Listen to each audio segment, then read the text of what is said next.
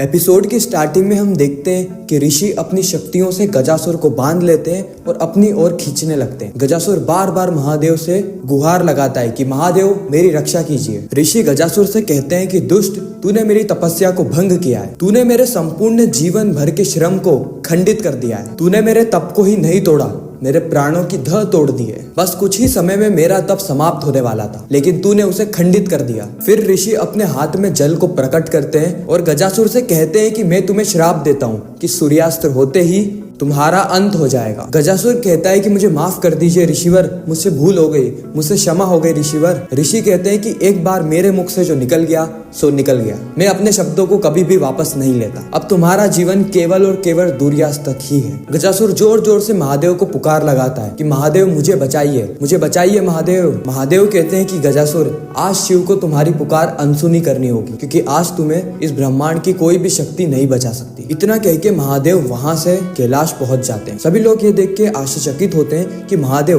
बीच आरती में ही कैलाश क्यों चले गए। उसी समय देवी पार्वती कहती है कि महादेव की माया तो महादेव जाने, लेकिन इंद्र तुम अब वह गलती मत करना जो कि तुमने पहले देवराज होके करी थी। तुम्हें यह पद मिला है, इसका तुम सम्मान करना और अपना कार्य पूरी निष्ठा से करना। देवराज इंद्र कहते हैं कि अवश्य माता। शुक्राचार्य असुर माता दिति को कहते हैं कि असुर माता, मुझे ज्ञात था कि इस वन में एक तपस्वी ऋषि अपने ध्यान में विलीन है और अगर कोई उनका ध्यान तोड़ेगा तो वह उसे श्राप अवश्य देंगे। यही तो चाहता था मैं। असुर माता दिति कहती है कि लेकिन इस श्राप से होगा क्या गुरुदेव। शुक्राचार्य कहते हैं कि समय आने पर आपको वह भी ज्ञात हो जाएगा। गजासुर ऋषिवर से कहता है कि ऋषिवर, मैं तो मेरे आराध्य की आरती कर रहा था, मुझसे यह भूल हो गई, मुझे क्षमा कर दीजिए। ऋषिवर कहते हैं कि तुम्हारी पूजा और आराधना से मुझे अहंकार की बू आ रही है और जहाँ पर अहंकार होता है वहाँ पर कभी भी पुण्य नहीं मिलता और उसका दंड अवश्य मिलता है, जैसा कि तुम्हें अभी मिला है। उसी समय असुर माता दिति और गुरु शुक्राचार्य भी वहाँ पर प्रकट हो जाते हैं, जो कि ऋषिवर से कहते हैं कि प्रणाम ऋषिवर, आप इस गजासुर को इतना बड़ा श्राप मत दीजिए, क्योंकि यह भी आप ही के भांति शिव भक्त है, बल्कि आपसे भी बड़ा शिव भक्त है, इस ब्रह्मांड का सबसे बड़ा शिव भक्त, इसे क्षमा कर दीजिए।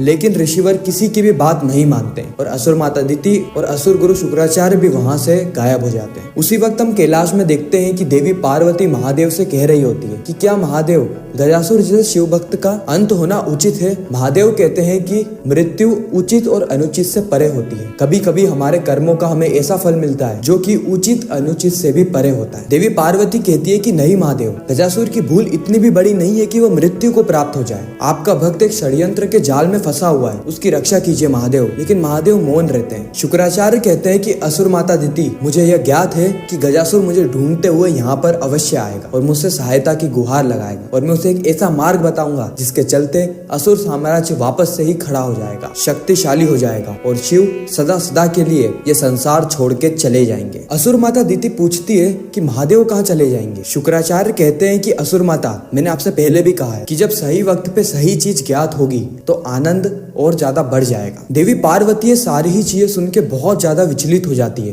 वो महादेव से कहती है कि महादेव, यह क्या कह रहे हैं असुर गुरु, आप इस संसार से हमेशा हमेशा के लिए चले जाएंगे। आप अपना मौन तोड़िए और मुझे जवाब दीजिए। कार्तिकेय और गणेश जी भी वहाँ पर आ जाते हैं, जो कि महादेव से अपना मौन तोड़ने को कहते हैं, क्योंकि वह भी बहुत ज्यादा विचलित होते हैं, परेशान होते हैं। इस ओर हम देखते हैं कि गजासुर रोते रोते शुक्राचार्य के पास आता है और शुक्राचार्य से कहता है कि असुर गुरु, मेरी सहायता कीजिए, मैं इतनी जल्दी मरना नहीं चाहता। शुक्राचार्य कहते हैं कि मैं सबसे बड़े शिव भक्त, तेजस्वी ऋषि और महादेव के बीच में हस्तक्षेप नहीं कर सकता, मुझे क्षमा कर दीजिए गजासुर, मैं चाह कर भी तुम्हारी सहायता नहीं कर पाऊंगा। गजासुर रोते हुए कहता है कि नहीं असुर गुरु, आप तो असुरों के गुरु है, इतने ज्यादा शक्तिशाली है, आप मेरी सहायता अवश्य कर सकते हैं, मेरी सहायता कीजिए असुर गुरु। कैलाश में हम देखते हैं कि देवी पार्वती नारायण से कहती है कि नारायण प्रकट हो और नारायण कैलाश में प्रकट हो जाते हैं। देवी पार्वती नारायण को सारी ही चीजें समझाती है और कहती है कि यह आपकी बहन के साथ साथ शक्ति का आदेश है कि आप जाइए और गजासुर को रोकिए अनिष्ट होने से। नारायण कहते हैं कि आपके आज्ञा का मैं अवश्य पालन करूंगा, लेकिन मैं आपको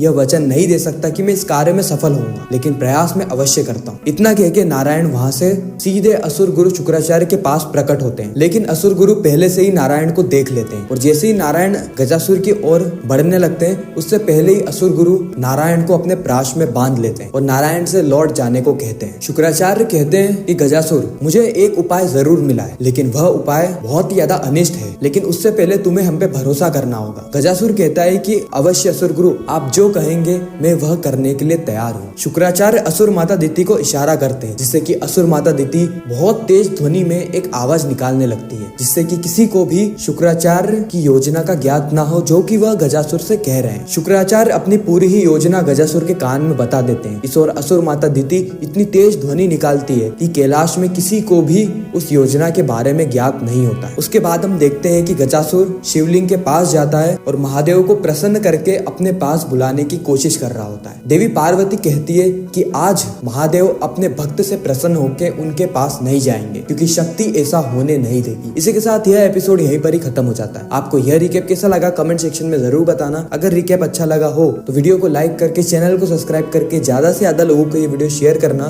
ताकि हमारी फिर से मुलाकात हो। हर हर महादेव।